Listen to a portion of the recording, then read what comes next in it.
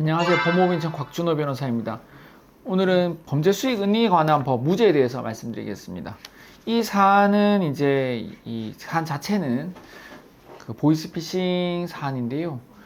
정말 그 큰 사건이 있습니다. 이제 가담자들을 정할 정도로 전체적인 규모가 큰 사건이죠. 소위 말하는 금도끼 남춘이라는 사람이 총책으로 있는 사안의 공범들인 사건입니다. 저희가 이제 1심에서 이 사안에 있어서 피고인들 총 10명 중에서 하나, 둘, 셋, 넷, 5명 10명 중에 5명을 맡아서 사안을 상당히 잘 풀어드린 사안입니다. 일단은 불구속으로 재판이 진행되었고요. 5명 모두 불구속으로 재판이 진행되었습니다.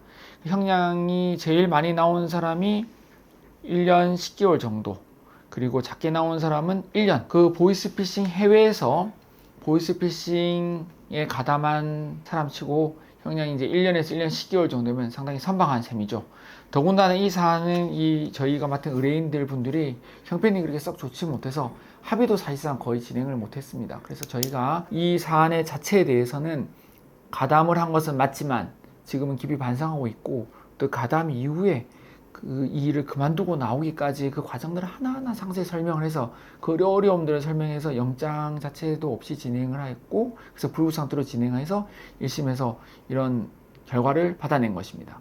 이분들이 가담한 것은 이제 남춘이 이 금도끼 사건에 있어서 장집 중에서 오더집이라는 것인데요. 장볶기라고 하잖아요. 뭐 그런 걸 한 것입니다. 근데 오늘 이야기하려고 하는 것은 이러한 그 보이스피싱 사건보다는 범죄 수익의 은닉 및 규제에 관한 법률, 처벌에 관한 법률 위반, 소위 말하는 범수 무죄에 대해서 설명드리고자 합니다. 그 어떤 범죄든 보이스피싱이건 테크 사기건 토토건 대포통장이 안 쓰이는 곳이 없잖아요. 최근에 있어서는 이제 저희도 뭐 많이 진행하지만 피지사를 통해서 이제 가상 계좌를 발급받아서 진행을 하기도 하고요. 일단 대포통장 자체를 쓴 것, 즉 범죄 수익을 대포통장으로 받은 것이 범죄 수익 은닉이 성립되는지에 대해서 말씀드리겠습니다. 이 사안에 있어서도 당연히 대포통장을 썼고요.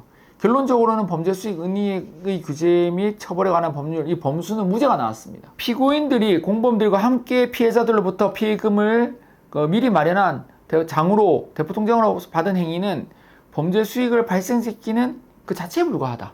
그렇기 때문에 범죄 수익의 취득에 관한 사실을 가장한 것으로 볼 수 없다는 것이죠. 그러니까 다른 곳에서 피해자들이, 우리 의뢰인들이 관련된 이 조직에서 마련한 대포통장에 피해자들이 돈을 입금한 것 자체는 그냥 그것으로 인해서 돈을 이 범죄 조직이 번 것이지, 범죄 대포통장을 이용했다는 것만으로는 범죄 수익 은닉이라고 볼 수 없다고 지금 판단한 것입니다. 하지만 지금 대부분의 이제 보이스피싱 사건에 보면은 사기와 함께 범단 그리고 범수가 같이 붙잖아요. 이제 범단도 일단은 여기서는 논외로 이야기하고, 이제 사기가 핵심이라 치면은 어쨌든 돈을 받아야 되잖아요. 돈을 받으면 그럼 자기 통장을 받냐? 그건 아니잖아요. 그러니까 이제 대포통장을 당연히 써야 되고, 이 사안에서는 단지 대포통장으로 돈을 받는 것만으로는 범죄 수익 은닉, 범수가 성립될 수 없다는 취지입니다. 이제 돈을 받아서 대포통장을 받았다 하더라도 대포통장을 파악이 되면 그 대포통장이 어디로 돈이 이동되는지를 파악할 수 있으니까 그 취지로 이제 이 사안에 있어서 무죄를 준 것인데요. 반면에 대포통장으로 받은 행위 자체를 또 범죄 수익을 은닉한 것으로 보는 사례도 있긴 합니다. 그래서 이제 무조건 범죄 수익 은닉이 성립됐을 때 대포통장으로 돈을 받았다 하여 이것이 뭐 무죄가 된다 또는 유죄가 된다고 성립되는 것보다는 그 돈의 흐름을 수사관이 봤을 때 은닉을 하는 것으로 볼 수 있는지 자체를 한 번 더 봐야 되겠죠. 저는 이제 범죄 수익 은닉에 관한 그 법률 위반, 이 범수가 성립되는 가장 이 기본적인 기준을 설명할 때 항상 돈을 흩뿌러뜨리는 행위가 있었는지를 봐야 된다고 말씀드립니다. 흩뿌러뜨리는 행위가 뭐냐? 돈의 흐름을 이제 범죄 수익이 조직에 들어와서 이렇게 돈이 장내에서 돌거나 또는 돈을 받았다가 현금화시킨 행위가 있었는지가 핵심인 것이죠. 흩뿌러뜨린다는 것은 중간에 이제 자금이 흘러오다가 갑자기 현금화되면 그 뒤에 현금은 추적하기 힘들잖아요.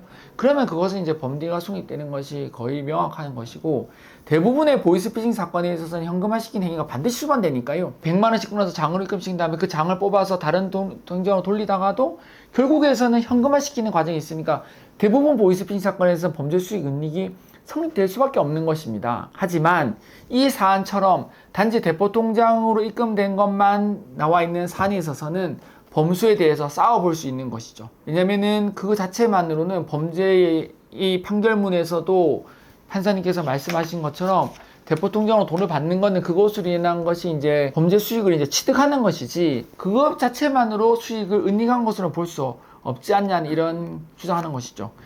그래서 이 대포 통장을 이용한 것만으로는 반드시 범죄 수익 은닉이 성립할 수 있는지를 검토해 봐야 될 것이고 이 사안에서 무죄를 받았고요.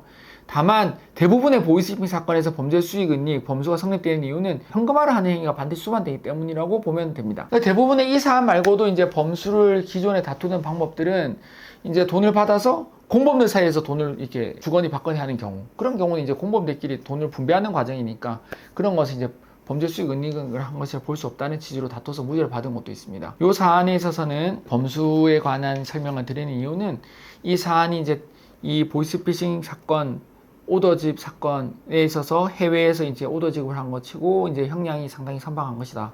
그것을 설명드린과 동시에 범수, 모든 보이스피싱 토토 사건에 있어서 반드시 수반된 이 범수에 대해서도 무죄가 가능하다는 점을 말씀드리기 위함입니다. 다만 거듭 말씀드리지만 반드시 무죄가 된다는 것은 아니고 사안에 따라서 검토가 돼야 되는데 이 무죄 사안을 말씀드린 이유는 일부 간혹 저희가 상담을 해보면 무조건 무죄 주장하는 경우들이 있습니다. 범단도 아니다. 범수도 성립되지 않는다. 무조건 무죄 하는데 실제적으로 그런 분들한테 당신 그런 무죄 받은 사례 봅시다 하면은 사례는 없거든요. 그래서 무조건 무죄를 주장하는 것이 반드시 의뢰인의 결과에 있어서는 그렇게 좋지는 않을 수 있습니다. 왜냐하면 재판부에서는 다툴 수 없는 경우, 인정할 수 없는 경우에 있어서 무죄 주장을 하면 소위 말하는 이제 반성하지 않는 데서 개심죄를 주는데요. 당장 내가 설명할 때 들을 때는 당신이 무죄가 성립될 수 있다 하면 기분은 좋을 수 있는데요. 그것이 실제적으로 결과에 있어서는 반영이 안 되면 아무런 의미가 없는 거잖아요. 제가 그것을 항상 의뢰인과 상담할 때는 중대한 이 암 환자 앞에서 정말 칼로 배를 째서 수술을 행제로 하는 것이 필요하면 그 과정에서는 고름도 나오고 피도 째고 하니까 참 듣기 거북할 수 있죠. 보기도 거북하고요. 하지만 그래야 치유가 되는 것이고요.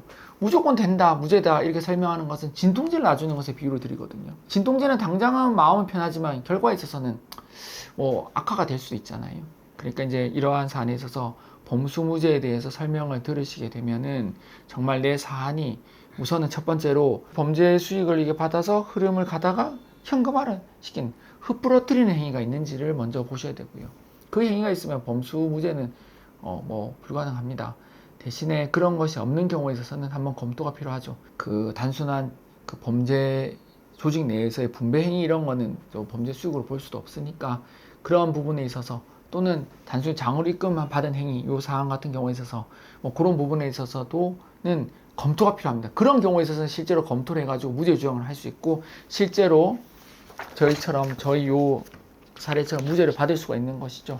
보이스피싱 사건이건 테크건 토토든 장이 없이는 일을 할 수가 없잖아요. 항상 즉 범수에 관련된 조문이 범죄에 붙게 되는데요. 이 범수가 과연 나한테 있어서 무죄로 다툴 수 있는 여지가 있는지에 대해 고민이 되시는 분들은 저희 사무실 연락 주시면 저희가 친절하게 상담을 드리도록 하겠습니다.